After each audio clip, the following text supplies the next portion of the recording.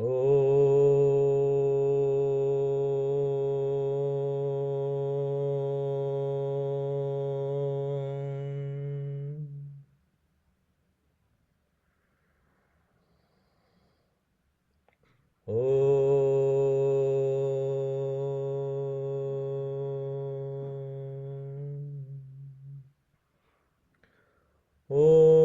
श्री गणेशाय नमः। ॐ श्री गुरुभ्यो नमः। हरिः ॐ। गुरुर्ब्रह्मा गुरुर्विष्णुः गुरुर्देवो महेश्वरः गुरुर्साक्षात् परब्रह्म तस्मै श्री गुरवे नमः। ॐ नमः प्रणवार्थाय शुद्धज्ञानैकमूर्तये निर्मलाय प्रशान्ताय दक्षिणामूर्तये नमः। प्रपन्नपारिजाताय स्तोत्रवेत्रैकपाणये ज्ञानमुद्राय कृष्णाय गीतामृततुहे नमः। वसुदेवसुतं देवं कंसचाणूरमर्दनम्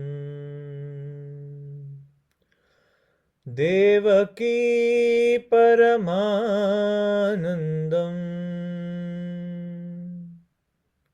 कृष्णं वन्दे जगद्गुरुम् कृष्णं वन्दे जगद्गुरुम् कृष्णं वन्दे जगद्गुरुम्।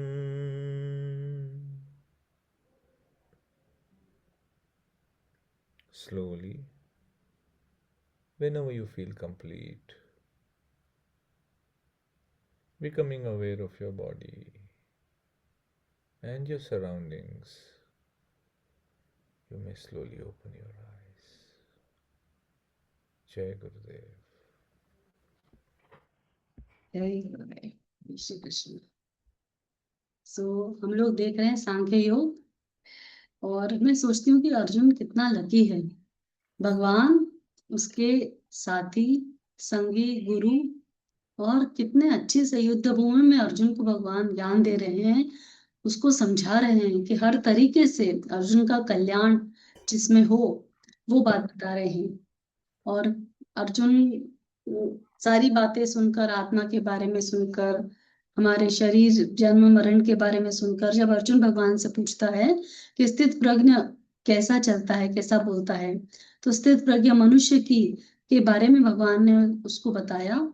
और अब आगे बस आज हम ये दूसरा अध्याय यहाँ समाप्ति हो गया जिसकी, तो बहुत ही सुंदर ज्ञान अभी तक हमने सुना, और हम अगला श्लोक आज देखेंगे, और उसके साथ फिर we will discuss. I will share the screen.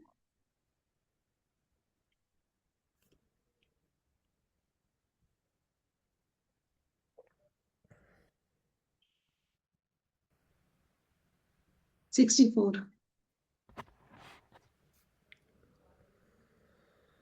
रागद्वेषवियुक्तैस्तु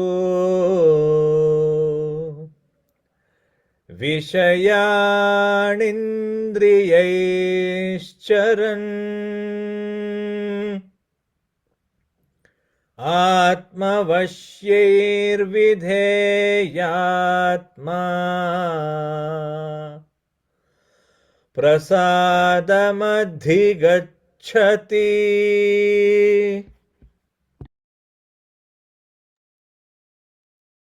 अब भगवान यहाँ पे बता रहे हैं कि जो मनुष्य ने अपने राग और द्वेष को कंट्रोल कर लिया, अपने राग और द्वेष के ऊपर विजय पा ली, और जो इंद्रियों का विषय है, अब जैसे राग यानी क्रेविंग होना, या कोई चीज नहीं मिलने से द्वेष यानी अवर्षण होना। पर जैसा इंद्रियों का विषय है, जैसे रसनेन्द्रिय है तो उसकी इच्छा है खाने की, पर वो सिर्फ विषय उतना ही मनुष्य में रहे कि ये शरीर का निर्वाह करने के लिए मुझे कुछ खाना है, बिना स्वाद का, बिना भोग के अंदर फंसे, बिना खूब भोग भोगने की इच्छा के बिना, जब मनुष्य सिर्फ विषय जो इंद्रियों का है और जैसा है उसके हिसाब से बस उतना ही कर्म करे, तो वो ये राग और द्वेष से विमुक्त हो जाता है और आत्मा से आत्मा में लिप्त होता है। जैसे हमने पहले देखा था ना, भगवान ने बताया। तो यहाँ भगवान बोल रहे हैं कि जब उस मनुष्य के अंदर से राग द्वेष की विरक्ति हो गई, राग द्वेष से मन उठ गया उसका, या राग द्वेष से उस मनुष्य ने मन को हटा लिया, तो उसका परिणाम स्वरूप जो इंद्रियों का विषय है, इंद्रियां अपने विषय के हिसाब से अनुसरण करती है, क्योंकि ये देह है जब तक के, तो इंद्रियां तो अपने गुणों के प्रभाव से वैसा विचरण करेगी ही करेगी, पर मनुष्य उसमें आसक्त नहीं होता। वो अपने कर्मों को उसके आसक्ति के हिसाब से नहीं चलाएगा, मन और इंद्रियों के। और जब वो ऐसा करने लगता है कि इंद्रियां अपने विषयों के हिसाब से कर रही है, ना उसमें लिप्त होता है, ना उसका भोग उठाता है, तब वो मनुष्य आत्मवश्येर विधेय आत्मा प्रसादाम अधिगच्छति। उस मनुष्य की बुद्धि स्थिर होने लगती है और उसका अंतःकरण शुद्ध होने लगता है। और जब उसका, जैसे ही हमारे मन से राग और द्वेष निकल गया, हमारा अंतःकरण शुद्ध हो जाता है। मैंने मेरी दादी पहले कहानी सुनाती थी, तो उसके हिसाब से भगवान हमेशा, उनका स्थान हमारे हृदय में है। भगवत गीता के 15वें अध्याय में भी हमने देखा कि मेरा स्थान तो तुम्हारे हृदय में है अर्जुन। पर हम भगवान को अनुभव क्यों नहीं कर पाते, या हम खुद को भी देख क्यों नहीं पाते? क्योंकि हमारे मन में राग और द्वेष ने बहुत जड़ जमा ली है। तो जब तक कि हमारे मन में राग और द्वेष रहेगा, वस्तु, व्यक्ति और परिस्थिति के प्रति या खुद के प्रति, तब तक के हम अव्यवसायत्मिका बुद्धि रहेगी, हर तरफ भागती हुई बुद्धि रहेगी, और दृढ़ निश्चय करके परमात्मा तत्व के पीछे हमारा उद्देश्य नहीं रहेगा उनको पाने का। तो जब तुम्हारे राग और द्वेष नष्ट हो गए, तो तुम सांख्य के दर्शन से, समत्व योग से, बुद्धि योग से तुमको आत्मविशेर विधेय आत्मा, यानी तुम उस परमात्मा के बारे में जान पाओगे। क्यों? क्योंकि तुम्हारा अंतरकरण शुद्ध हो जाएगा, तुम्हारे मन में निर्मल हो जाएगा तुम्हारा अंतःकरण। अंतःकरण जिसका शुद्ध हो गया, वो हमेशा खुद को जो जैसा है वैसा ही देख पाता है, क्योंकि वो संसार में लिप्त नहीं होता। और जब तुम्हारा अंतरकरण शुद्ध हो जाएगा अर्जुन, तो प्रसाद में तुमको क्या मिलेगा? हमेशा की प्रसन्नता। देखो, जितने ज्ञानी लोग हैं ना, बड़े बड़े हमने संत देखे हमारे भारतवर्ष में, तो भारत भूमि ही संतों की है। और जितने हमारे बड़े से बड़े महर्षि, ब्रह्म ऋषि, जब हम इनकी कहानियां सुनते हैं, इनके बारे में सुनते हैं, तो इन लोगों के पास, ऐसे वशिष्ठ जी के पास कितना पावर था। उन्होंने गायत्री मंत्र उनका भी साधा हुआ था, और उन्होंने कभी भी अपनी सिद्धि का मिसयूज नहीं किया। जन कल्याण, मानव जाति, सारे लोगों के कल्याण के लिए सप्तऋषि कार्य करते हैं, आज भी कर रहे हैं। वैसे ही ये जो जितना ज्ञान, जैसे ये जो कुछ भी हमको मिलता है ना, बड़े बड़े साधु संतों का, उनका एक लक्षण है कि उनके अंदर ये विषयों का जो सेवन है ना, वो विषयों का सेवन भोग पाने के लिए नहीं करते। वो योग के मार्ग से चलते चलते जैसा जो इंद्रिय का कर्म है वो करते रहेंगे, पर किसी में आलिप्त नहीं होते, किसी में अटैच नहीं होते। और जब अर्जुन ऐसा डिटैचमेंट अपने इंद्रियों के भोगों के प्रति अंतःकरण में आ जाता है, तो हमारा अंतःकरण बहुत ही निर्मल और बहुत ही शुद्ध हो जाता है।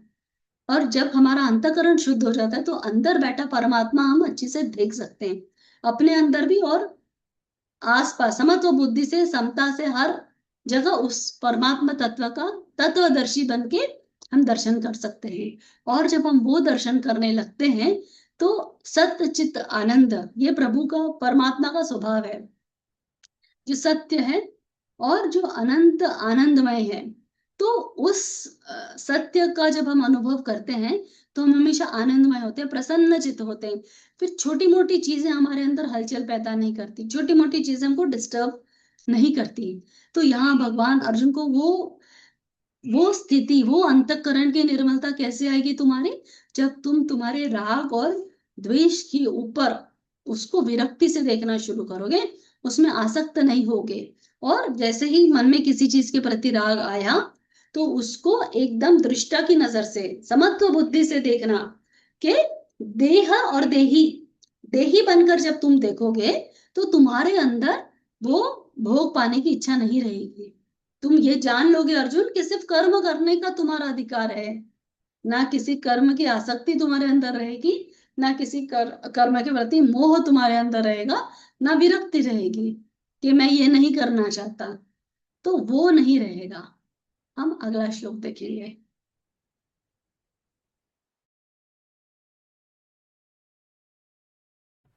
प्रसादे सर्वदुःखानां हानिरस्योपजायते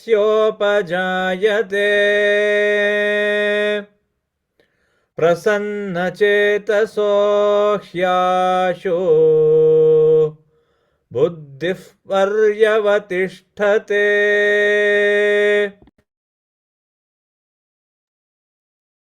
यहाँ पे भगवान अर्जुन को बता रहे हैं कि जब प्रसादे सर्व दुखा नाम हानि रस्योपजायते प्रसन्न चेतसो राशु बुद्धि पर्यवतिष्ठते। यानी अर्जुन, जब तुम्हारा अंतःकरण शुद्ध हो गया, जिस पुरुष का अंतःकरण शुद्ध हो गया वो हमेशा प्रसन्नचित रहेगा। और जब वो प्रसन्नचित रहेगा तो उसको दुख किस बात का, उसके मन में दुख आएगा नहीं, क्योंकि व्यवसायत्मिका बुद्धि हो गई। जब मन को, इंद्रियों को निग्रह करके आधिपत्य हासिल कर लिया और अंतःकरण निर्मल हो गया, पता है कि कर्म करने का ही मेरा अधिकार है, ना किसी चीज की चाह है, ना किसी चीज नहीं मिलने से दुख है, द्वंद्वों के ऊपर जो उठ गया अर्जुन, तो फिर उसको प्रसाद रूप प्रसन्नता मिलती है। और जब ऐसी प्रसन्नता उस मनुष्य को मिल जाती है तो चाहे कितना ही दुख आए वो दुखों से लिप्त नहीं होगा, ना उसको सुख का प्रभाव होगा ना उसको दुख का प्रभाव होगा। चलो, गुरुदेव एक बहुत सुंदर बात बोलते हैं ना किसी के अभाव में जियो, ना किसी के प्रभाव में जियो, अपने स्वभाव में जियो। तो ये स्वभाव में जीना, यानी वही भगवान अर्जुन को बता रहे हैं कि अपना स्वभाव क्या है, सच्चित आनंद। तो वो स्वभाव में जाने के लिए तुमको सबसे पहले अंतःकरण की निर्मलता जब तुम्हारे अंदर आएगी तो वो प्रसाद तुमको, उस निर्मलता से तुमको क्या प्रसाद मिलेगा, एक तो परमात्मा में तुम्हारी स्थिति, मति स्थिर होगी। दूसरा कि जो सर्व दुखान हानि रस्योपजायते, सब दुखों का नाश होगा। तुम्हारे अंदर इतना पावर, विल पावर आ जाएगा कि तुम्हारी बुद्धि इतनी दुखों के, द्वंद्वों के, इंद्रियों के, मन के ऊपर उठ जाएगी कि वो सिर्फ व्यवसायत्मिका रहेगी। हमने देखा था व्यवसायत्मिका बुद्धि क्या है, एक निश्चय, निश्चयात्मिका बुद्धि जिसको बोलते हैं अचल बुद्धि, परमात्मा में स्थित हुई। तो जब तुम्हारी बुद्धि ऐसी निर्मल हो जाएगी कि उसको परमात्मा के ही उस प्रसाद के, इससे तुम बुद्धि योग के मार्ग से तुम पर्यवतिष्ठते, तुम उस परमात्मा में स्थित हो जाओगे। तो भगवान यहाँ पे सबसे पहले तो देखो, ये हम, या हमको बताया, जब भगवान बोल रहे प्रसाद है, यानी जब हमने अपने राग और द्वेष को कंट्रोल कर लिया, जब हमने अपने मन को, अंतःकरण को, मन तो इंद्रियों का ही एक हायर ये है, पर अंतःकरण जो दर्पण है आत्मा का, उसको अगर हमने शुद्ध कर लिया, उसमें अगर राग और द्वेष के प्रभाव नहीं पड़ने दे रहे हैं, हम उससे ऊपर उठ रहे हैं, तो हम निरंतर प्रसन्नचित रहेंगे, निरंतर खुश रहेंगे। क्योंकि भगवान का स्वभाव कैसा है, जो अति सुंदर है हर तरीके से। कृष्ण का कैसे बोलते हैं ना, कृष्ण को आकर्षण बोला है हर तरीके से, कि उनका करिश्मा इतना ज्यादा है कि you can only love him, और कुछ नहीं कर सकते। तो वैसा प्रभाव है भगवान का, और वैसा ही स्वभाव है हमारा भी, क्योंकि हम उनका अंश है। तो यहाँ भगवान अर्जुन को बता रहे हैं कि तुमको वो प्रसाद मिलेगा जब अंतःकरण शुद्ध होगा तुम्हारा, कि तुम प्रसन्न रहोगे, और उस प्रसन्नता के कारण तुम सभी दुखों का नाश कर सकोगे। कोई भी छोटी से छोटी चीज, क्या होता है ना, हमको जब अच्छा समय चलते रहता है ना, तो हम सब नॉलेज भी सुनते हैं, सब अच्छा भी रहता है, हम हंसते खेलते हैं। जैसे ही परिस्थिति विपरीत हुई, जैसे ही जो हमको नहीं चाहिए वो हुआ हुआ, या कुछ ऐसी घटना हुई जो अप्रिय है, जो मिसहैपनिंग है, जो नहीं सुनने लायक, जो हमको दुख देने वाला विषय है, या हमारे हम कोई व्यक्ति वस्तु परिस्थिति, इन तीनों में जब बदलाव आया, परिस्थिति विपरीत हुई, तो क्या होता है, तब हम, कोई नॉलेज हमको समझ नहीं आता है, जब उस वक्त हम बहुत विचलित हो जाते हैं। जैसे ही दुख आया, तो हम दुख के बोझ के कारण हम अपनी स्मृति भ्रंश हो जाती है। जैसे कल अपन ने देखा था, क्रोध आने से, भय आने से क्या क्या होता है, स्मृति भ्रंश होती है। स्मृति भ्रंश होने से बुद्धि का नाश होता है, बुद्धि नाश होने से हम व्यवसायित्मिका बुद्धि के मार्ग पे चलकर अज्ञान को पाते हैं। तो यहाँ भगवान अर्जुन को वो समझा रहे कि जब तुम्हारा अंतःकरण निर्मल हो जाता है अर्जुन, तो तुमको और कुछ नहीं चाहिए, तुम परमात्मा में स्थित हो जाओगे। बड़े से बड़ा दुख भी तुमको विचलित नहीं करेगा। भगवान रामचंद्र जी, कल राज्याभिषेक होने वाला है भगवान का। कितने वर्ष के थे भगवान, ज्यादा 17-18 साल के होंगे मुश्किल से। राज्याभिषेक कल होने वाला है भगवान को, और आज रात ने भगवान को बोला कि कल सुबह तुमको वनवास जाना है 14 वर्ष का। भगवान ने कोई विलाप नहीं किया, कोई उत्तेजना नहीं हुई, क्या उद्विग्न हुआ उनको, ना दुख हुआ। बहुत ही हंसते हुए खुशी से खुद ने एक्सेप्ट किया, उनके साथ लक्ष्मण जी और सीता जी ने एक्सेप्ट किया, और नगर से बाहर जाते वक्त अपने पूरी प्रजा को समझा कर गए। तो जब ऐसा प्रसन्न चित्त हो जाए, भगवान श्री कृष्ण भी, भगवान के जन्म में, भगवान के पूरे चरित्र में अगर हम देखें कृष्ण अवतार में, तो कम दुख नहीं थे। हम उनको भगवान बोलते, हम कभी अनुभव नहीं करना चाहते कि सोचो, सच में जब 17 बार उनको बार बार जरासंध अटैक कर रहा था, तो उनको हर बार राजा होने के बाद भी, भगवान मतलब यदुवंश के राजा है ना, तो कंस देव की माँ के पुत्र है, वसुदेव जी के पुत्र, वसुदेव जी राजा थे, पर भगवान श्री कृष्ण को आइडेंटिटी कभी नहीं दी, ग्वाला ग्वाला बोल के सारे राज्य के लोग बुलाते थे। पर भगवान हमेशा प्रसन्न चित रहते थे। तो ये जो प्रसन्न चित होना है, क्योंकि अंतःकरण निर्मल है, अंतःकरण प्योर है, वो तो खैर भगवान है, पर मनुष्य जन्म लेने के बाद भी वही भगवान का है कि मैं ऐसा एग्जाम्पल एस्टेब्लिश करूं जिससे जनरेशन उससे सीखें और लर्न करें। हम इसका अगला श्लोक देखेंगे।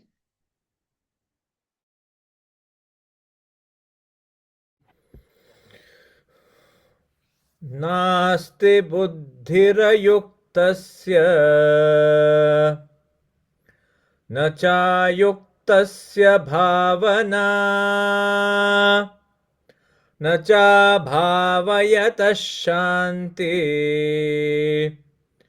अशान्तस्य कुतः सुखम्।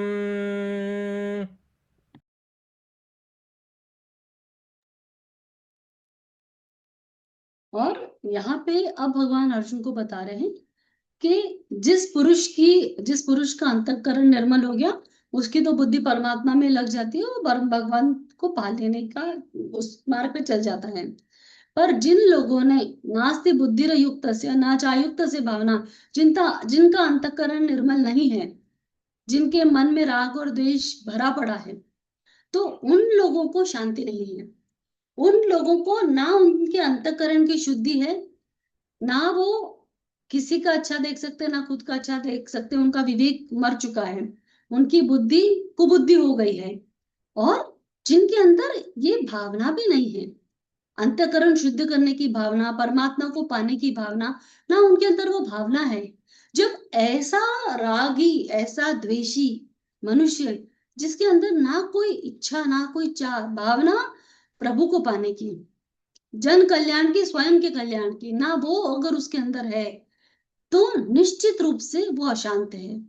और अगर मनुष्य अशांत है तो तुम मुझे बताओ, अशांतस्य कृतं सुखम, ऐसे अशांत मनुष्य को सुख कहाँ से मिलेगा? तो सुख पाने का, सुख यानी वो सुख नहीं जो सुख और दुख द्वंद वाला सुख दुख है। भगवान ने जब ऊपर वाले श्लोक में भगवान ने बताया प्रसन्न चेतसो राशु बुद्धिर परतिष्ठते, मतलब उस पुरुष की जिसको प्रसाद मिल गया प्रसन्नता का, जिसका अंतःकरण निर्मल हो गया, उसको प्रसाद रूप में भगवान के अंदर उसकी दृष्टि स्थित हो जाती है। निर्मल बुद्धि योग से वो भगवान के अंदर अपनी बुद्धि एक साथ प्रतिष्ठित कर देता है, यानी फिर व्यवसायत्मिका बुद्धि होती है, इधर उधर मन नहीं भागता है कितना भी करके। पर जिन लोगों का अंतःकरण प्योर नहीं है, जिन लोगों के मन में मैल है राग और द्वेष का, वो लोगों की भावना भी शुद्ध नहीं है, और जिनकी भावना शुद्ध नहीं है उनके मन में दिन भर विषयों का भोग चलता है। 5 ज्ञानेंद्रियां हैं, 5 कर्मेंद्रियां हैं, एक मन है और बुद्धि। तो क्या होता है जब हमारी ये जो इंद्रियां है ना, इनका जो विषय है जिसके लिए भगवान ने बोला कि उसका निग्रह करो, राग द्वेष से मत फंसो, तो ये जो भोग भोगने की इच्छाएं है ना कि मुझे ये मिल जाए वो मिल जाए, ये भोग की आसक्ति हमको कमजोर बनाती है। जिसको भोग की आसक्ति है, जो भोगी है, वो योगी कभी नहीं बन सकता। योग यानी क्या हमने देखा था, जो अप्राप्त वस्तु है उसकी प्राप्ति में लगे रहना, जुटे रहना और एक तत्व अभ्यास करना योग है। जैसे बुद्धि योग, बुद्धि को समता से अपने जीवन में उतारना, समत्व योग से बुद्धि की निर्मलता को पाना बुद्धि योग है। वैसे ही कर्म के बंधन को काटना और अधिकार सिर्फ कर्म करने का होना, ये कर्म योग है। वैसे ही सांख्य का दर्शन करना, आत्मा अजर अमर है, अविनाशी है, शाश्वत है और नित्य है, ये जान लेना वो सांख्य योग है। तो यहाँ पे भगवान अर्जुन को बता रहे हैं कि जिस पुरुष को, जिस मनुष्य को अगर अपना अंतःकरण शुद्ध नहीं कर पाया है, उसकी आसक्ति, उसकी जो इंद्रियां हैं, अगर वो राग और द्वेष में सनी पड़ी है, उनके मन में केवल मात्र राग और द्वेष है, तो निश्चित रूप से उनका विवेक नष्ट हो चुका है। विवेक नष्ट हो चुका है तो बुद्धि नष्ट हो चुकी है, और जिसके कारण उनकी भावना भी अपवित्र है, उनके अंदर भावना ही नहीं है। न चायुक्तस्य भावना, उनके अंदर भावना ही नहीं है। वो भवानी भावना गम्या बल बोलते हैं ना, तो भावना एक शक्ति है। हम कोई भी कार्य करने के लिए वो हमारे मन में वो भाव आना चाहिए, तभी हम कुछ करने के लिए आतुर होते हैं। चाहे ईश्वर की प्राप्ति हो, कोई कर्म हो, किसी भी कार्य करने के लिए एक भावना होना जरूरी है। अब उसको इमोशन और फीलिंग्स में से मत आप कनेक्ट करना, क्योंकि इंग्लिश इज नॉट उतना सक्षम नहीं है संस्कृत के शब्दों का पूर्ण अर्थ इंग्लिश में ढूंढना। तो यहाँ जो भगवान जो बोल रहे हैं अर्जुन को, वो भावना की बात कर रहे हैं जो हमारे अंदर भाव पैदा करती है कुछ पाने का, जो अव्यवसायत्मिका बुद्धि को हटाकर व्यवसायत्मिका बुद्धि हमको देती है कि मेरी भावना है मैं परम पद को पाऊं, मेरी भावना है कि मैं ये जो हाईएस्ट है उसको अचीव करने का, वो जो भाव है उसको भावना बोला है। तो जब तुम्हारे अंदर से अगर ये राग द्वेष नष्ट नहीं होंगे जिस मनुष्य के अंदर से, तो निश्चित रूप से उसके अंदर भावना ही नहीं रहेगी, उसका अंतःकरण ही शुद्ध नहीं होगा। और जब उसका अंतःकरण शुद्ध नहीं होगा, उसके मन में दिन भर संसार, अंदर बाहर केवल मात्र संसार रहेगा, क्योंकि वो निरंतर विचारों में, भावनाओं मतलब भोगों में डूबा रहेगा। और इतना जब संसार, जब हम बहुत, तो क्या होता है जब हम बहुत ज्यादा, अब आप बहुत बैक टू बैक सीरीज देख लो नेटफ्लिक्स में, आपको भले ही भोग अच्छा बहुत लग रहा है देखना, इसीलिए बैठ भी जाते हैं, पर उसके बाद जब हम सोने जाते हैं तो पहले नींद डिस्टर्ब होती है, दूसरे दिन उठने के बाद सर भारी रहता है, हमारा सिर भारी रहता है, थोड़ा सा अनईजी लगता है। तो ये सारा जब एक इंद्रिय के सुख से ऐसा हो रहा है, तो दिन भर अगर तुम्हारा मन बाहर ही बाहर, बाहर के सुख भोगने के चक्कर में लगा है, तो तुम कितना थक जाओगे। तो जब तुम बहुत थक जाओगे, जब तुम्हारे अंदर बहुत ही ज्यादा बहु तरीके से क्रियाएं करने की कोशिश करोगे, बहु प्रकार की तुम्हारी बुद्धि रहेगी, निश्चयात्मिका बुद्धि नहीं रहेगी, तो तुम निश्चित रूप से अशांत रहोगे, तुम्हारे अंदर शांति नहीं रहेगी, क्योंकि तुम स्थिर बुद्धि नहीं रहोगे। और अगर तुम्हारे अंदर शांति नहीं रहेगी अर्जुन, तो तुम निश्चित रूप से सुख कहाँ पाओगे? तो वो मनुष्य जिसका अंतःकरण प्योर नहीं है, जिसके अंदर राग और द्वेष भरे हैं, वो कभी भी शांत नहीं हो सकता। ये स्वयं भगवान के शब्द है। और इसीलिए बहुत जरूरी है कि कर्मों से खुद को अलिप्त रखना, कर्म करने में सिर्फ हमारा अधिकार हो, इस बात को जितना हम याद करेंगे, और जब भी हम कुछ भी कर्म करते हैं तो ये सोच के करेंगे ये मेरा कर्तव्य है। सिंपल खाना बनाने की अगर बात है, अगर हम दिन भर उसी बात का कर्तापन लेके चलते रहे कि मैंने इतना बनाया, मैंने बनाया, मैं सबके लिए खाना बना रही हूँ, वो दैट इज अ ड्यूटी। और जब तुम वो प्रसाद भगवान का समझ के खाना बनाओगे, तो वो प्रसाद स्वाद भी लगेगा, और वो जो भी खाएगा वो तृप्त भी होगा, खुश भी होगा, और तुम्हारे अंदर से भी ये जो अहंकार के बीज है वो निकल जाएंगे। तो यहाँ भगवान अर्जुन को ये समझा रहे हैं। हम इसका अगला श्लोक देखेंगे।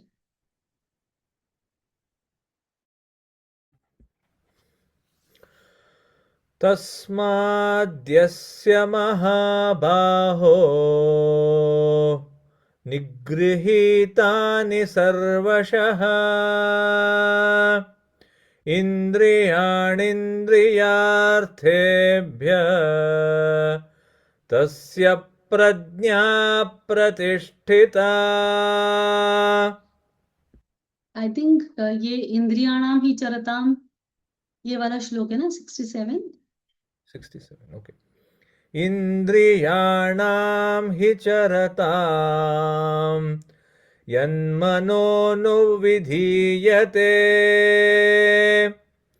तदस्य हरति प्रज्ञा वायुर्नावमिमाम्भसि।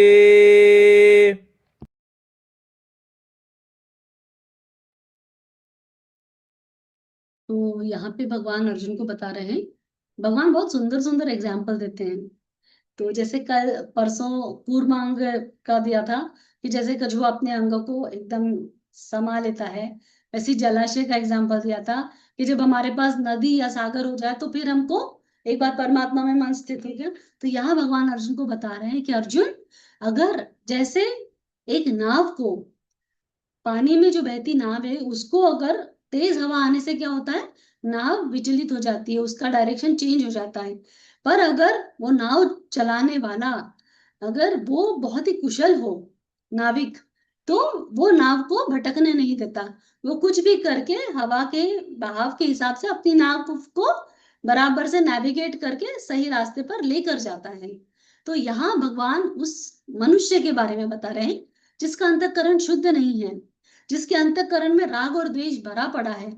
तो इंद्रियाणाम ही चरताम यन मनो अनुविधीयते, यानी इंद्रियां अपने विषयों में दिन रात चरती है।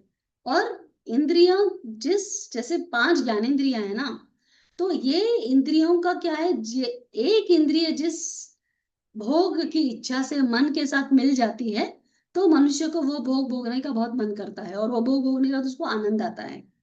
तो जैसे हवा नाव की गति को डिस्टर्ब कर लेती है, नाव को इधर उधर बहा के ले जाती है, वैसे ही ये हमारी इंद्रियां जो मन के साथ मिलकर अच्छे से अच्छे आदमी की बुद्धि नष्ट कर देती है। जब तक मनुष्य स्थित प्रज्ञ नहीं होता, जब तक मनुष्य बुद्धि योग से अपनी बुद्धि को निश्चयात्मिका बुद्धि नहीं करता, यानी भगवान के सरेंडर, जैसे कल भगवान ने बोला था ना कि मन को, इंद्रियों को निग्रह करके मेरा ध्यान करके तुम बैठो, यानी जब तक हमारे अंदर वो सरेंडर नहीं आता कि जो है करने वाला वो है, मैं तो सिर्फ कर, तो उसके हिसाब से अपना कर्म कर रहा हूं, तब तक के हमारी बुद्धि अव्यवसायित्मिका रहेगी, बुद्धि डिस्ट्रैक्टेड रहेगी। और जो ऐसा डिस्ट्रैक्टेड मनुष्य है ना, एक छोटा सा विषय इंद्रियों में आया, एक छोटी सी इच्छा हुई कि मुझे आज मूवी देखना है, भले ही मुझे पता है बहुत इंपॉर्टेंट काम, मुझे और भी कुछ करना है, पर वो जो भोग भोगने की इच्छा है मेरे उस इंद्रियों की, हमारे मन को प्रलोभन करके वो इंद्रियां उस पर्टिकुलर काम में लगाती है। और मन हमारी बुद्धि को एकदम हर लेता है। जैसे हवा उस नाव को हर लेती है, मन हमारी बुद्धि को हर लेता है। बोलते हैं ना कि मन के चले ना चालिए, मन के चले ना होए। तो मन को निग्रह करना बहुत जरूरी है, इंद्रियों को निग्रह करना बहुत जरूरी है। और जब तक हम वैसा नहीं करेंगे तो हम भी एकदम आसक्ति सहित इधर उधर भागते रहेंगे, और हम कभी भी निश्चयात्मिका बुद्धि को नहीं पा सकेंगे, हम कभी भी स्थिर बुद्धि नहीं बन सकेंगे।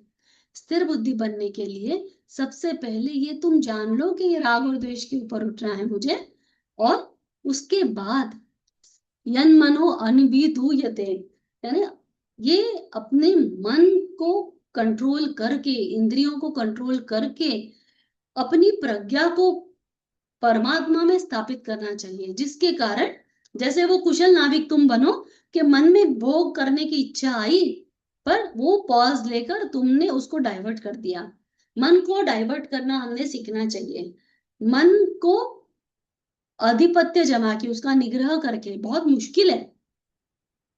कई बार छोटी छोटी चीज में भी हमारा मन हमको छलता है, क्योंकि हमने उसको इतना अथॉरिटी दे दी है कि मन ने बोला अभी फोन आया, फोन उठाना है, फोन बार बार देखना है। अरे फोन के गुलाम नहीं बना, अपने मन का गुलाम नहीं बना। मैं नहीं देखूंगा आधे घंटा मोबाइल। वो कंट्रोल हमको हमारी बुद्धि में आना चाहिए, वो तीक्ष्णता, वो संबंध बुद्धि योग हमारे अंदर आना चाहिए कि अभी मैं पाठ कर रहा हूं, मैं आधे घंटा मोबाइल को हाथ नहीं लगाऊंगा। कई बार हम साधना करते रहते हैं, फोन बजते ही हमारे को इतना है यस मास्टर यस, फोन आ गया यस, हम इमिडिएटली उठा के कॉल ले लेते हैं। तो कहने का तात्पर्य यह है कि जब तक हम संसार से छूटेंगे नहीं, हमने पूरे संसार को अपने अंदर जमा के रखा है। हम आंख बंद करते हैं ना तो भी हम अंतर्मुखी नहीं होते हैं। हम जैसे ही आंख बंद करते हैं, आप सोचो, आप आंख बंद करके देखो आपके मन में एक साथ में कितने विचारों का बम्बार्डमेंट हो रहा है। और जब हम सहज करते हैं, जब सुदर्शन क्रिया करते हैं, तो क्या होता है, जब हमारा मन शांत होता है और तब हम थोड़ा सा ग्लिम्स हम खुद का देख सकते हैं, जब एकदम कुछ नहीं रहता, जो स्थिति में कोई विचार नहीं है, कोई भावना नहीं है, कोई इमोशन नहीं है, कोई फीलिंग नहीं है, वो स्थिति में हम ब्रह्म को अनुभव कर सकते हैं थोड़े क्षण के लिए। तो बड़े बड़े योगी जन तो निरंतर यही करते हैं। भगवान योग निद्रा में क्या करते हैं, यही करते हैं, आत्मा से आत्मा में लिप्त रहना, ब्रह्म ब्रह्म में लीन है। तो कहने का तात्पर्य कि यहाँ भगवान अर्जुन को ये समझा रहे हैं कि अर्जुन, जब तक कि तुम अंतःकरण शुद्ध नहीं करोगे, तब तक कि तुम्हारी प्रज्ञा के अंदर तुम्हारी प्रज्ञा प्रतिष्ठित नहीं रहेगी प्रभु के अंदर। और बार बार बार बार एक इच्छा मन में उठी, तो जो जब तब तुम कर रहे थे, तुम इमीडिएटली भाग के वो मन के भोगने की इच्छा में लिप्त हो जाओगे, और तुम्हारा सारा निग्रह जो तुमने इतने दिन तक किया, तुम हार जाओगे, क्योंकि बुद्धि स्थिर नहीं है। और अर्जुन को भगवान समझा रहे कि स्थिर बुद्धि कैसे बनना है। तो क्या नहीं करना है ये भी अर्जुन को बता रहे कि तुम राग द्वेष से ऊपर उठो, ये राग द्वेष को अपने अंदर हावी मत होने दो। अगर कोई इच्छा मन में जाग रही है तो पहले इंट्रोस्पेक्ट करो, बुद्धि योग से देखो कि मेरे मन में क्या भोग करने की इच्छा आ रही है, और क्या ये अति अभी इतना अर्जेंट है। अगर जैसे भूख लगी तो ये भूख हमको खाने का ये भोग है, पर कितना आवश्यक है और कब। तो निग्रह, वो तितिक्षा, कि तुम द्वंद्वों के ऊपर उठो, तुम अपनी इच्छाओं के ऊपर उठो। हम इसका अगला श्लोक देखेंगे।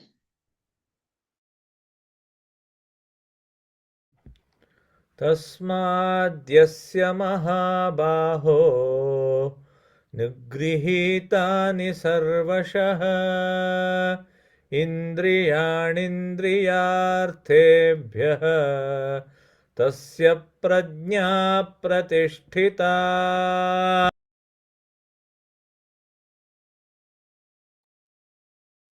यहाँ पे भगवान अर्जुन को बता रहे हैं कि हे महाबाहु, हे अर्जुन, जिस मनुष्य ने अपनी इंद्रियों का निग्रह कर लिया, हर तरीके से अपनी इंद्रियों को बटोर के उसने बुद्धि निश्चयात्मिका कर ली, व्यवसायत्मिका बुद्धि हो गया, और इंद्रियां अपने इंद्रियों के विषय में विचर रही है। इंद्रियां अपने इंद्रियों का जो उनका विषय है पर्टिकुलर, जैसे खाने का, सुनने का, जो भी काम उन इंद्रियों का है वो अपने कामों में है, पर भोग नहीं कर रही है। एक फर्क है इंद्रियों में विचरना, यानी जो इंद्रिय का विषय है ना, वो तो जब तक संसार में है हम, जब तक ये शरीर धारण किया, अगर ज्ञानी पुरुष भी, संत पुरुष भी है, जब तक शरीर में है, तो जो कुछ भी शरीर से रिलेटेड कर्म है उनको करना पड़ेगा। ऐसा नहीं कि वो हफ्ता भर नहीं नहाएंगे तो चल जाएगा, वो भी अलग तरीके की सिद्धियां होती है। कई लोग भी कई कई सालों तक नहीं नहाते और उनके अंदर से बदबू नहीं आती है। बट जो सच्चा ज्ञानी है, सच्चा तत्वदर्शी है, वो ये सब सिद्धियों का मिस यूज नहीं करता है, तो ये छोटी चीजों के लिए वो कभी मिस यूज नहीं करेगा। तो कहने का तात्पर्य यहाँ ये है कि जब तुमने अपनी इंद्रियों को निग्रह कर दिया, जब अपने मन को और इंद्रियों को सब विषयों से हटाकर एक प्रभु में लगा दिया, तो तुम्हारी प्रज्ञा उस प्रतिष्ठावान में स्थित हो जाएगी। तब तुम्हारी बुद्धि निश्चित रूप से परमात्मा के अंदर स्थित हो जाएगी। और वो स्थिति, जब तुम स्थिर बुद्धि एक बार बन गए, तो ऐसा नहीं कि बार बार तुम नीचे गिर जाओगे, क्योंकि एक बार जब तुमको हाईएस्ट आनंद आ गया, एक बार जब तुमने परम सुख को भोग लिया, यानी परमात्मा का दर्शन कर लिया, परम तत्व का दर्शन कर लिया, उसके बाद और कोई भी सुख तुमको वो शांति नहीं देगा। इसीलिए तो मीराबाई ऐसे गली गली घूम के भजन गाती थी ना, राजकुमारी थी, रानी बन गई भोजराज जी की, पर उनका सुख भोगने में मन नहीं था। भगवान की भक्ति, भगवान के नाम में उनको ज्यादा रस था। तो वो जब हमारा रस वैसा हो जाए, हमारी इंद्रियां अपने विषयों में विचरे, पर हमारे इंद्रियों का विषय क्या हो, परमात्मा प्राप्ति हो, जिस मार्ग से हमको भगवान की प्राप्ति हो, जिस जिस इंद्रियों के जो विषय है उनको केवल भगवान में लगाओ। कल हमने देखा था ये कि कैसे हमको इंद्रियों को, उनके रस को, जो उनके रस भोगने की इच्छा है ना, तो वो इच्छाएं भी ऐसी हो जाए, वो हमारी भावना भी ऐसी हो जाए कि जैसे भगवान ने ऊपर बोला ना, न चायुक्तस्य भावना, भावना तुम्हारी इंद्रियों की क्या हो, रस भोगने की, कि यार मैं भगवान को कैसे पाऊं, मैं उनकी आवाज कैसे सुनूं, उनके दर्शन कैसे करूं, उनके लिए प्रसाद कैसे बनाऊं। जब हमारा उतना अंतःकरण शुद्ध हो जाता है, तब अर्जुन तुम वो महाबाहु बनो कि वो बनने के बाद फिर तुम्हारी बुद्धि इधर उधर नहीं भागेगी, तुम्हारा मन कभी विचलित नहीं होगा, और तुम परम तत्व का अनुभव करोगे, स्थिर बुद्धि बनोगे। और स्थित प्रज्ञ का वही लक्षण है कि जिसने अपने अंतःकरण को शुद्ध कर लिया है, आसक्ति के ऊपर उठ गया है, ना उसके अंदर राग है, ना उसके अंदर द्वेष है, ना उसके लिए कोई मेरा है, ना उसके लिए कोई पराया है, उसके लिए केवल मात्र एक ही एक है कि वो स्वयं आत्मा है और हर किसी के अंदर परमात्मा है। जब वो समता सब में आ जाए, जब वो समता किसी भी मनुष्य में आ जाएगी, उसकी बुद्धि निश्चित ही परम तत्व में प्रतिष्ठित हो जाएगी, यानी स्थित हो जाएगी। और वो स्थिर बुद्धि कहलाएगा, वो स्थित प्रज्ञा कहलाएगा। उसको ना क्रोध आएगा, ना लोभ होगा, ना काम वासना उसके मन में रहेगी, ना भय होगा, ना राग होगा, ना द्वेष होगा, ना हर्ष होगा, ना अमर्ष होगा। उसके अंदर कोई भी नेगेटिव थॉट आएगा, विकार ही नहीं रहेंगे, क्योंकि उसका मन, बुद्धि सब उसने निग्रह कर दिया है। मन और इंद्रियां, सॉरी, और बुद्धि उसने समत्व बुद्धि बना ली है अपनी, कि बस एक तत्व अभ्यास करके परमात्मा की प्राप्ति करना है। तो जितना संसार में वो विचर रहा है, जितना उसके इंद्रियों के विषय है, जो सांसारिक शरीर धारण करने के कारण जो विचरना है, करना है, वो भी केवल मात्र परमात्मा को पाने के लिए जो कर्म है वो करता है। तो जब ऐसा पुरुष अपनी बुद्धि को निर्मल कर लेता है, तो वो परमात्मा तत्वों को प्राप्त कर लेता है, और फिर वहां से वो वापस नीचे नहीं गिरता, फिर उसका मन भागता नहीं, फिर उसका मन भटकता नहीं, फिर उसकी इंद्रियों के विषयों को भोगने की इच्छा नहीं रहती। जब तक हम वहां नहीं पहुंचते, तब तक बार बार चेक करना पड़ता है, बार बार पुनः पुनः अंतःकरण की शुद्धि करनी पड़ेगी, जब तक तुम स्थिरमति नहीं हुए। एक बार तुम स्थिर बुद्धि बन गए, एक बार तत्वदर्शी बन गए, फिर उसके बाद तुम कंप्लीटली भगवान के अंदर स्थित हो गए, फिर तुम्हारा मन कभी नहीं भागेगा, तुम्हारी बुद्धि व्यवसायत्मिका हो जाएगी। हम इसका अगला श्लोक देखेंगे। या निशा सर्वभूतानां तस्यां जागर्ति संयमी यस्यां जाग्रति भूतानि स निशा पश्यतो मुनेः।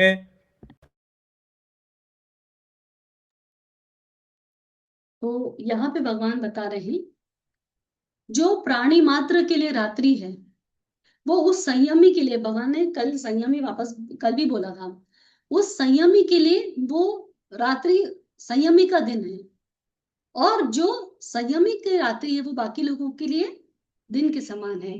या निशा सर्वभूतानां तस्याम जागृति संयमी, यस्याम जागृति भूतानि सा निशा पश्यतो मुने। और उसको फिर से यहाँ भगवान ने मुनि बोला है, उस संयमी को जिसने अपना अंतःकरण शुद्ध कर लिया है, जिसने स्थिर बुद्धि होकर केवल मात्र परमात्मा की प्राप्ति के लिए संयम से जो रह रहा है, जो योग पतंजलि योग सूत्र में जो बताया ना, अष्टांग योग का जो पालन करता है, और जो भगवान ने यहाँ बताया, देखो शास्त्रों में जैसे कल हमने देखा ना, बहु प्रकार की मति जो है, जो तुझे बार बार डिस्ट्रैक्ट कर रही है, तो शास्त्रों में भी बहुत भेद है, द्वैत अद्वैत, अलग अलग मीमांसाएं हैं।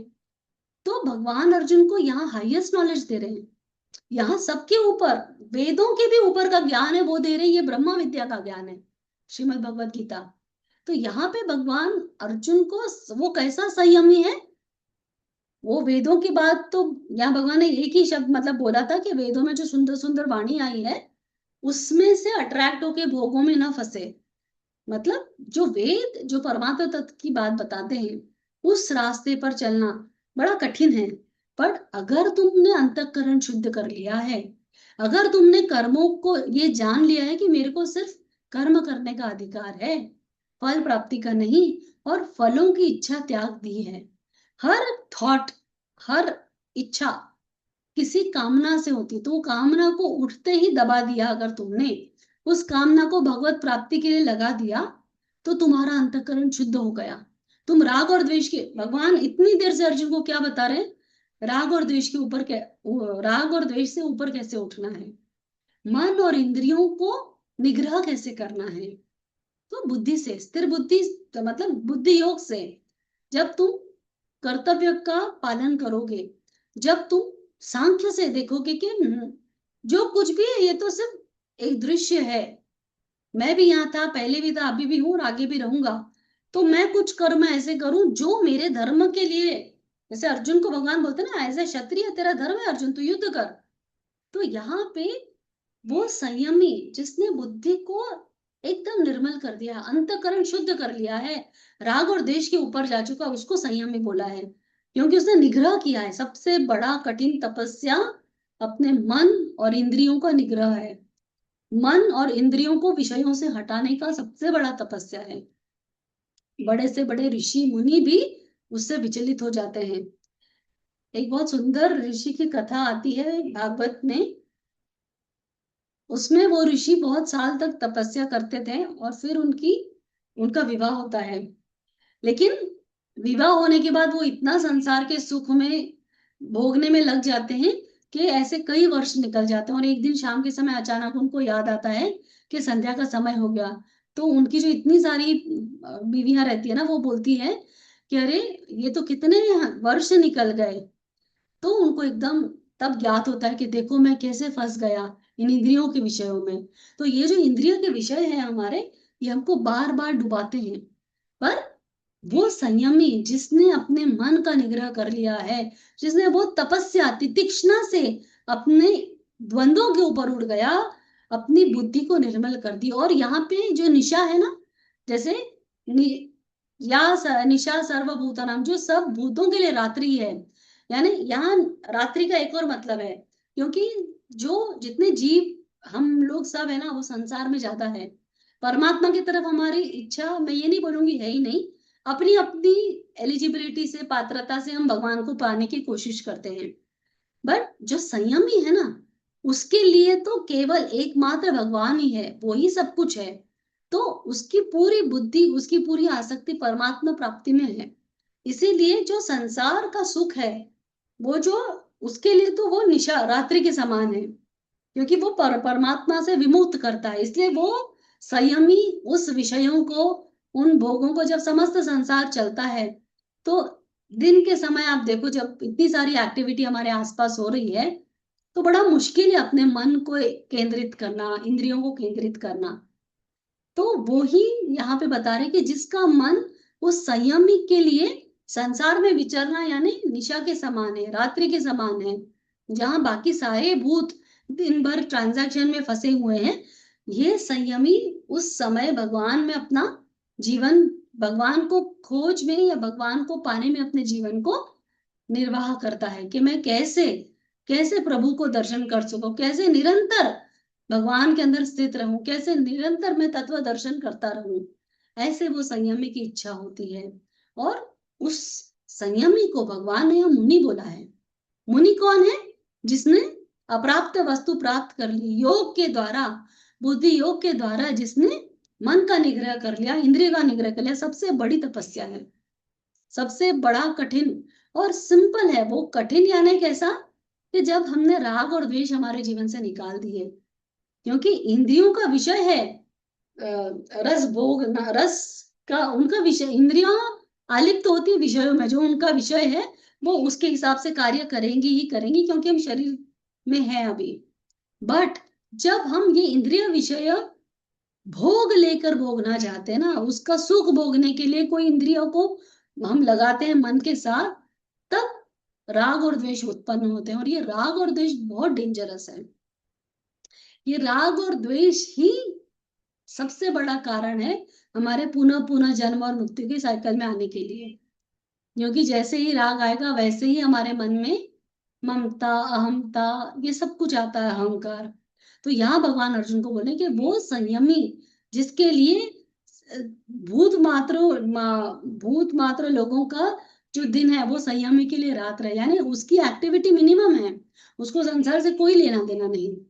कुछ अच्छा हुआ तो भी ठीक है, कुछ बुरा हुआ तो भी ठीक है, कोई फायदा हुआ तो भी ठीक है, कोई नुकसान हुआ तो भी ठीक है, पर वो केवल निरंतर परमात्मा में स्थित है। और वैसा संयमी उसको मुनि बोला है भगवान ने। हम अगला श्लोक देखेंगे। अपूर्यमाणं अचलं प्रतिष्ठम् समुद्रमापः प्रविशन्ति यद्वत्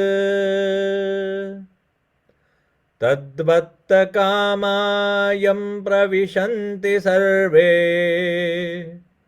स शान्तिमाप्नोति न कामकामी। बहुत ही सुंदर। तो यहाँ भगवान बता रहे हैं कि जैसे सारी नदियों का जल समुद्र में समा जाता है, और समुद्र के अंदर सामर्थ्य है कि वो सब नदियों को अपने में समा ले, और नदियों का जल समुद्र में आने के बाद समुद्र बढ़ता और घटता नहीं है, समुद्र जैसा है वैसा विशाल रहता है। तो जब तुम अपनी कामनाओं को कंट्रोल कर लेते हो, उसकी आसक्ति से विमुक्त हो जाते हो, राग और द्वेष के ऊपर उठ जाते हो, स्थिर बुद्धि बन जाते हो, तब तुम उस परम तत्व में स्थित हो जाओगे। स्थिर बुद्धि बनकर फिर तुम्हारे अंदर कोई भी तरीके की कामना या कोई भी छोटी से छोटी भोग भोगने की इच्छा तुम्हारे अंदर नहीं रहेगी, और तुम एकदम इन सब द्वंद्वों के ऊपर उठ जाओगे। और वो स्थिर बुद्धि हमेशा भगवान में स्थित रहता है। पर जिसकी जो काम स शांति मापनोति न काम कामी, जिसके अंदर कामना भोगने की इच्छा है, जो आसक्त है, जिसके अंदर राग और द्वेष भर भर के भरे हैं, वो मनुष्य के लिए तो कभी भी सुख शांति नहीं पा सकता, हमेशा विचलित रहेगा। परंतु जो स्थिर बुद्धि एक बार भगवान में स्थित हो गया, फिर जैसे समुद्र में नदी मिलने के बाद वो हमेशा के लिए समा जाती है, फिर कुछ भी हो जाए वो उसको डिस्टरबेंस नहीं होता, क्योंकि वो समुद्र से मिल गई। तो वैसे ही जब हम स्थिर हो जाते हैं परमात्मा के अंदर, हमारी बुद्धि मिल जाती है भगवान में। बड़े से बड़े साधु संतों को आप देखो, बाहर के विषय उनको अट्रैक्ट नहीं करते, वो डिस्टर्ब नहीं होते। अब जैसे गुरुजी को भी हम देखते हैं, वो रहते हैं, चलते हैं, फिरते हैं, बोलते हैं, बट उनको ना किसी चीज, न अचाह अकिंचन अमोह, उनको किसी चीज का मोह नहीं है, किसी चीज की चाह नहीं है, किसी चीज का उनको चिंतन नहीं है कि ये चाहिए वो चाहिए। तो वैसे जब एक बार वो स्थित प्रज्ञ बन गए, तो तुम्हारे अंदर कोई भी भाव, किसी भी इंद्रियों का रस तुमको डिस्टर्ब नहीं कर सकता, संसार में नहीं गिरा सकता। तुम स्थिर प्रज्ञा बन गए, तुम स्थिर बुद्धि बन गए, और वो स्थिर बुद्धि एक मनुष्य जिसके अंदर काम वासना है या कामना है या आकांक्षा है, वो ये पाथ पर नहीं चल सकता, वो ये शांति का अनुभव नहीं कर सकता। अगर परम शांति को पाना है, परमात्मा को पाना है, तो स्थिर बुद्धि बनकर ही पाया जा सकता है। जब तक तुम्हारे मन में किंचित मात्र भी इच्छा रहेगी, किंचित मात्र भी कामना रहेगी, तो तुम परम शांति को, परम गति को नहीं पा सकते अर्जुन। हम इसका अब अगला श्लोक देखेंगे।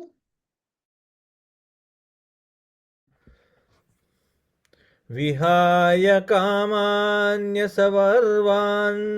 पुमांश्चरति निःस्पृहः निर्ममो निरहङ्कारः स शान्तिमधिगच्छति। बहुत ही सुंदर। तो जिसने अपनी कामनाओं का नाश कर दिया है, जितनी कामनाएं हैं सबका उसको त्याग करके अपने मन को इतना मतलब प्रचंडता के साथ ऐसा योग किया कि मन एकदम भगवान में लग गया, बुद्धि निर्मल होकर स्थिर हो गई, तो उस मनुष्य के लिए ना कोई स्पृहा रहती है, ना कोई निर्ममो निरहंकार, ना उसके अंदर ममता रहती है, ना उसके अंदर कोई अहंकार होता है। और उस मनुष्य के लिए हमेशा वो शांति की प्राप्ति, स शांति मधिगच्छति, उसको परम शांति की प्राप्ति हो जाती है। तो जब हम हमारे अंदर से सारे कामनाओं को नष्ट कर देंगे, तो हमारे अंदर से देखो, आज अर्जुन ये युद्ध के भूमि में आज ये ज्ञान क्यों सुन रहा है? क्योंकि उसको ममता जगी अपने रिश्तेदारों के लिए। ममता जगी तो क्या हुआ? मोह जागा। मोह ऐसा जागा कि मोह ने अर्जुन की बुद्धि हर ली, और उस समय, उस निर्णायक घड़ी में अर्जुन को अज्ञान, बुद्धि भ्रंश हुआ। जो हमने कल परसों देखा ना, भगवान ने बोला था कि बुद्धि भ्रंश होगी तुम्हारी, तुमको क्रोध होगा, भय होगा। अर्जुन को भय हुआ ना, इनको खो दूंगा मैं। तो यहाँ भगवान वो बता रहे हैं कि जब तुम निर्मल बुद्धि हो जाओगे, स्थिर बुद्धि हो जाओगे, तो तुम निर्मम बनोगे, निरहंकार बनोगे, और उसकी निस्पृह बनोगे। तुम्हारे अंदर स्पृहा नहीं रहेगी कुछ पाने की, दौड़ होड़, ये चाहिए वो चाहिए वो चाहिए, इस चीज को पालूंगा, वो तुम्हारे अंदर नहीं रहेगा। किसी में अटैचमेंट नहीं रहेगा, डिस्पैशन तुम्हारे जीवन में आएगा।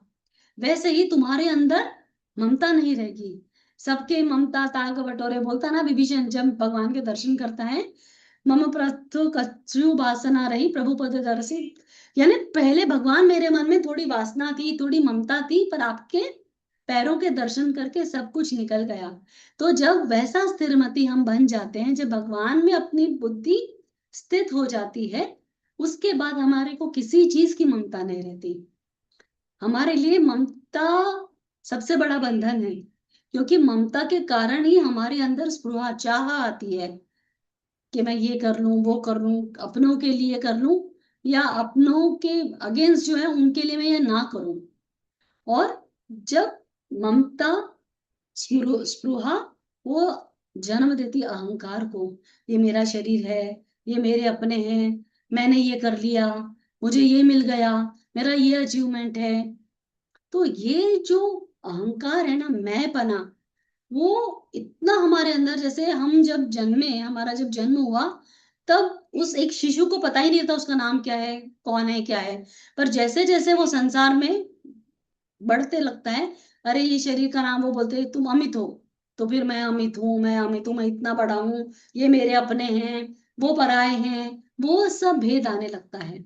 तो यहाँ भगवान अर्जुन को बोल रहे हैं कि जब तुम इतना, मतलब कामनाओं को जब तुम नाश कर देते हो अर्जुन, जो मनुष्य स्थिर बुद्धि हो गया, उसकी कामनाएं नष्ट हो गई। कामनाएं नष्ट होने के बाद वो निस्पृह बन जाता है, निर्मम बन जाता है, निरहंकार बनता है, और परम शांति को प्राप्त होता है। ऐसी शांति जो प्रसन्न चित्त उसको कर दे, जिसके कारण कभी भी वो अशांतता को अनुभव नहीं करे, उसकी बुद्धि व्यवसायित्व का बन गई, फिर कभी भी वो विचलित नहीं होगा। विषय भोगों में परिवर्तन आने से ना वो हर्षित होगा, ना वो दुखी होगा, क्योंकि वो स्थिर बुद्धि है। हम अब लास्ट श्लोक देखेंगे।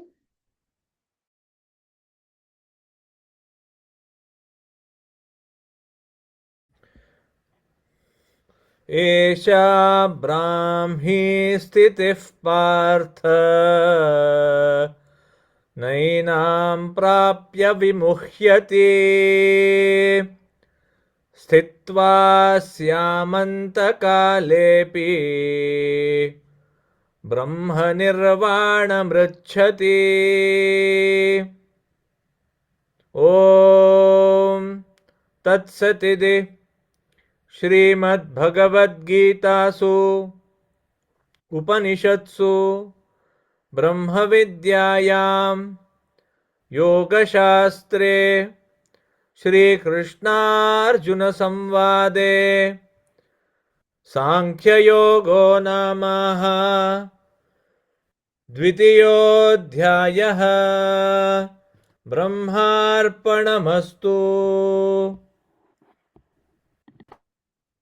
तो इस श्लोक में भगवान अर्जुन को बता रहे हैं कि ये एषा ब्राह्मी स्थिति पार्थ नैनां प्राप्य विमोह्यति स्थित्वा स्यान्मन्त कालेपि ब्रह्म निर्वाण मृच्छति। मैंने जो तुझे बताया वो उस स्थिर बुद्धि की के बारे में बताया, वो स्थित प्रज्ञा के बारे में बताया कि जो ब्राह्मी स्थिति को पा चुका है, यानी वो उस स्थिति को पा चुका है जिसको पाने के बाद वो कभी भी वापस मोहित नहीं होगा, कभी भी फिर से वो संसार के चक्र में नहीं फंसेगा, क्योंकि उसने अंतःकरण की निर्मलता पाली, राग और द्वेष पे विजय पाली, मन और इंद्रियों का निग्रह कर लिया और अपनी बुद्धि को स्थिर कर लिया। तो ऐसा ब्रह्म में स्थित हुआ पुरुष या मनुष्य, ऐसा ब्रह्म में स्थित हुआ मनुष्य अपने सारे विकारों से ऊपर उठकर, मन बुद्धि से ऊपर उठकर, बुद्धि को समत्व कर कर वो परमात्मा में स्थित हो गया है। उसने ब्रह्म के दर्शन कर लिए हैं, और एक बार अगर उसने ब्रह्म के दर्शन कर लिए अर्जुन, तो ऐसा ब्राह्मी स्थिति पार्थ, वो ब्राह्मी स्थिति में आ गया। उस ब्राह्मी स्थिति का क्या है, फिर अंत काल तक के, मतलब अनंत समय तक के उसने ब्रह्म के दर्शन कर लिए, वो ब्रह्ममय हो गया। जो अहम ब्रह्मास्मि की स्थिति है ना, वो जब स्थित प्रज्ञ हो जाता है तब वो उस स्थिति को अनुभव कर लेता है कि जो कुछ भी है वो ब्रह्म है, वही ब्राह्मी स्थिति है। और उस स्थिति में आने के बाद वो कभी नीचे नहीं गिरता, वो कभी संसार में कितना भी मोह आ जाए वो कभी भी डिस्टर्ब नहीं होता, वो कभी उस नाव की तरह नहीं बहकता जिसको हवा चला ले। तो वो इतना स्थिरमति हो जाता है, वो ब्रह्म में स्थित हो जाता है, वो ब्राह्मी बन जाता है, और ब्रह्मानंद का अनुभव करते करते वो अंत काल तक की उस स्थिति में, अवस्था में हमेशा परम तत्व का अनुभव करता रहता है। जब तक ये शरीर है, वो शरीर में भी वो परमात्मा को प्राप्ति का और तत्व दर्शन करता रहता है, और शरीर निर्वाह होने के बाद परम धाम को वो जाता है। इसके साथ ही हमारा दूसरा अध्याय समाप्त हुआ। तो ये हमारे लिए सांख्य योग बहुत ही सुंदर अध्याय है ये, और मुझे पर्सनली मुझे भी बहुत अच्छा लगता है, क्योंकि इसमें इतनी इतने अच्छे से भगवान ने अर्जुन को समझाया है। और एक्चुअली देखा जाए तो ये दो ही तीन चीजें हैं जो अगर हमने जिसको साध लिया, अपने मन को अगर साध लिया, इंद्रियों को साध लिया, पर ये साधना बहुत मुश्किल है। पर उसके पहले एक कर्म भगवान ने अर्जुन को बताया कि बुद्धि योग से जब सबसे पहले तुम्हारे अंदर वो डिटैचमेंट आए कि बस मैं तो, मेरा अधिकार है ये कर्म करने का, ना इसका क्या फल होगा वो भगवान जाने। जब वो सरेंडर हमारे अंदर आने लगता है ना, तो सबसे पहले हमारे अंदर से अहंकार खत्म होता है। जब हमको पता है कि ना हम कुछ कर सकते हैं ना हम कुछ कर रहे हैं, करने वाला वो है, जो कुछ हो रहा है भगवान की इच्छा से हो रहा है, और उन्हीं के कार्य के लिए मैं जो भी कर रहा हूं, जैसे बिकमिंग एन इंस्ट्रूमेंट बोलते हैं ना, कि पता है कि सब कुछ हो रहा है भगवान की इच्छा से, हम तो सिर्फ निमित्त मात्र है। जैसे अर्जुन को भी भगवान ने बोला ना, ये तो सब मर चुके हैं और ये मर जाएंगे, मैं तो तुझे निमित्त बना रहा हूं, ये तेरे सामने जो स्वर्ग का द्वार खुल रहा है इसको तू बंद मत कर, तू अपना कर्तव्य कर, तेरा अधिकार है कर्तव्य करने का, धर्म के परायण होकर। तो जब हम हमारे जीवन में ये नॉलेज उतारेंगे ना कि राग और द्वेष ये दो सच में, इनको मधु और कैटभ, जो 5000 साल तक के भगवान विष्णु का युद्ध चला था, ये दोनों राक्षस भगवान के ही कान के मैल से उत्पन्न हुए हैं, मधु और कैटभ। और भगवान योग निद्रा में थे और इन दोनों का ये एक एक ड्रॉप गिर के इनके असुर बने, और जैसे ही असुर बने तो ब्रह्मा जी का जस्ट जन्म हुआ ही था और वो भगवान के नाभि कमल पे विराजमान थे।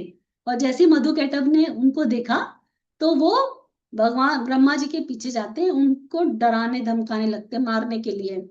तब ब्रह्मा जी खूब प्रेयर करते हैं, तो विष्णु जी योग निद्रा में, तो ब्रह्मा जी योग निद्रा महामाया का आवाहन करते हैं, उनकी स्तुति करते हैं और उनको रिक्वेस्ट करते हैं कि आप प्लीज भगवान के अंदर से निकलिए ताकि भगवान उठे और युद्ध करें इन राक्षसों के साथ।